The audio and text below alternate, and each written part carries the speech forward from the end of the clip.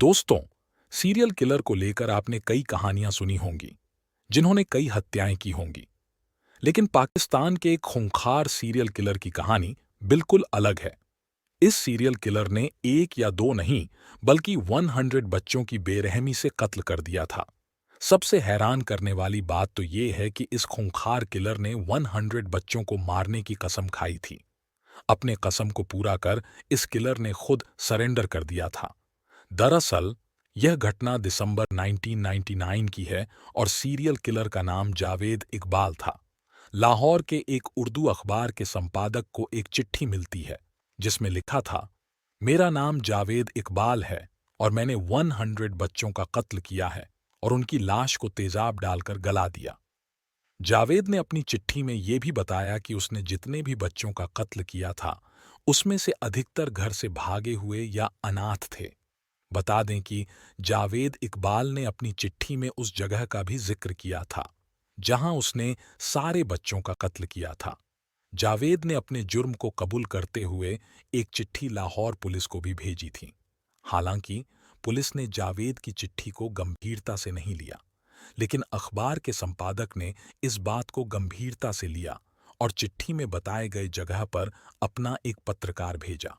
उस जगह पर पहुंचने के बाद पत्रकार ने एक घर के अंदर खून का निशान देखा। इतना ही नहीं, वहां पर दो बड़े बैग में बच्चों के जूते और कपड़े पड़े थे। साथ ही वहां एक डायरी भी थी, जिसमें बच्चों के नाम और उनके बारे में जानकारी लिखी हुई थी। वहीं घर के बाहर हाइड्रोक्लोरिक एसिड से भरे दो कंटेनर भी थे, जिसमें बच्चों की हड्डियों के स्ट्रक्चर्स थे। ये सब देखने के बाद पत्रकार तुरंत अपने दफ्तर पहुंचा और संपादक को सारी बातें बताई। इसके बाद पुलिस को इसकी सूचना दी गई। सूचना मिलने पर पुलिस की टीम जावेद इकबाल के उस ठिकाने पर पहुंची और कत्ल के सारे सबूत बरामद किए। इसके साथ ही पुलिस को वहां एक नोटबुक मिला, जिसमें चिट्ठी में लिखी बातों के साथ ये भी लिखा गया था कि कत्ल के सबूत के तौर पर मैंने कुछ लाशों को छोड़ रखा है, जिन्हें मैं ठिकाने नहीं लगा पाया। मैं रावी नदी में कूदकर आत्महत्या करने जा रहा हूं। पुलिस ने इस पर तुरंत एक्शन लेते हुए सर्च ऑपरेशन शुरू कर दिया और रावी नदी का कोना कोना छान मारा। यह पाकिस्तान के इतिहास का सबसे बड़ा सर्च ऑपरेशन था, लेकिन जावेद की लाश कहीं बरामद नहीं हुई। मामले की छानबीन करते हुए पुलिस ने जावेद के दो साथियों को गिरफ्तार किया और उनसे पूछताछ शुरू की।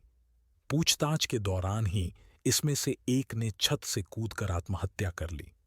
इन सब के बीच ही जावेद इकबाल उसी उर्दू अखबार के दफ्तर में, जहां उसने पहले चिट्ठी भेजी थी, वह संपादक से मिला और इंटरव्यू देने की बात कही और कहा कि वह सरेंडर करने आया है। जब उसका इंटरव्यू खत्म हुआ तो पुलिस ने उसे गिरफ्तार कर लिया। पुलिस ने जब जावेद से बच्चों का कत्ल करने की वजह के बारे में पूछा तो उसने बेहद ही हैरान करने वाली बात बताई। जावेद ने बताया कि जब मेरी उम्र 20 साल थी, तब मुझे साजिश के तहत फंसाकर रेप के इल्जाम में जेल भेज दिया गया, जबकि मैंने ऐसा कुछ किया ही नहीं था। इस दौरान उसकी मां हमेशा जेल में उससे मिलने आती थी, लेकिन बेटे की रिहाई के इंतजार में एक दिन उसकी मां की मौत हो गई, जिसके बाद उसने कसम खाई कि जैसे उसकी मां ने रोते रोते अपनी जान गंवाई है, वैसे ही वो कम से कम 100 बच्चों की मांओं को रुलाएगा। इसके बाद उसकी हत्या करने का सिलसिला शुरू हुआ। जावेद के मुताबिक वो बच्चों को बहला फुसलाकर या जबरदस्ती उन्हें लाहौर के शादबाग वाले अपने घर में लाता था, जो एक सुनसान इलाके में था। फिर वहां बच्चों से रेप करता था और उन्हें लोहे की एक जंजीर के सहारे गला घोंटकर मार देता था। इसके बाद वो लाश को छोटे छोटे टुकड़ों में काटता और उन टुकड़ों को एसिड में डुबोकर पूरी तरह गला देता। उसके बाद भी अगर कोई टुकड़ा बच जाता तो उसे ले जाकर नदी में फेंक देता था। जावेद ने जब पुलिस को सारे बयान दे दिए और अपना जुर्म कबूल कर लिया तो उसे द 16th ऑफ मार्च 2000 को कोर्ट में पेश किया गया। कोर्ट ने इस मामले पर अपना फैसला सुनाते हुए कहा कि जिस तरह जावेद इकबाल ने बेरहमी से 100 बच्चों का कत्ल किया, ठीक उसी तरह पहले उसका 100 बार गला घोंटा जाए, फिर उसकी लाश को 100 टुकड़ों में काटा जाए और उन टुकड़ों को एसिड से गला दिया जाए। हालांकि दुनिया भर के देशों को जब इस कठोर फैसले के बारे में पता चला तो उन्होंने इसका विरोध किया, जिसके बाद फैसले को पलट दिया गया और फैसला किया गया कि जावेद इकबाल को फांसी पर लटकाया जाएगा। हालांकि फांसी होने से पहले ही 8 अक्टूबर 2001 की सुबह कोट लखपत जेल में जावेद और उसके एक साथी की लाश मिली। उनकी लाशें छत में लगी सरिया के सहारे लटक रही थीं। उनके हाथ पैर नीले पड़ गए थे। ऐसा कहा जाता है कि जेल में ही उन दोनों का खून किया गया था।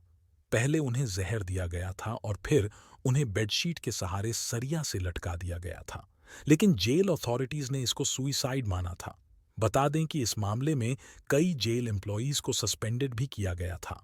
तो आज हमने दुनिया का सबसे खूंखार सीरियल किलर जावेद इकबाल के बारे में जाना। अगर आपको वीडियो पसंद आया तो हमारे चैनल थ्योरी ब्रेकर को like, comment, share and subscribe करें।